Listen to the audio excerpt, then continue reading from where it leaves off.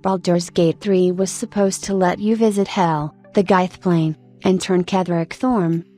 Baldur's Gate 3 featured a lot of absolutely epic moments throughout the course of its long and satisfying storyline, but as with any game, some great ideas were unfortunately cut in the final version.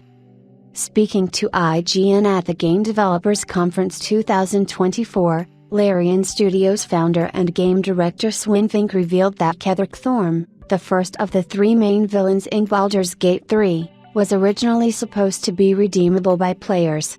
Indeed, the dialogue in the final game leans toward that direction, but at the very end, it doesn't follow through. It's a shame, as it could have been you could convince him. So if you play the game and there's a moment where you can convince him and you can see that a moment where he breaks, that moment led to recruitment normally. We cut that out when we were rescoped. It was part of the fixing of Act 2 when we were stuck on it. That was what happened in the race coping. He was supposed to be in your camp while you were dealing with Gortash and with Auron. So he became a source of information on them, and he could trust, you could get him to his arc. He could then be convinced by him to go to this side. So it was a great story. Ketheric Thorm's turning wasn't the only major cut from Baldur's Gate 3, players were also supposed to visit Hell, more than just the little trip to Raphael's mansion, and even the Gith plane. You were supposed to have an entire visit to Hell.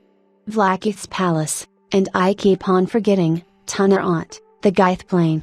We were going to go to the city, Candlekeep, where the original Baldur's Gate 1 started.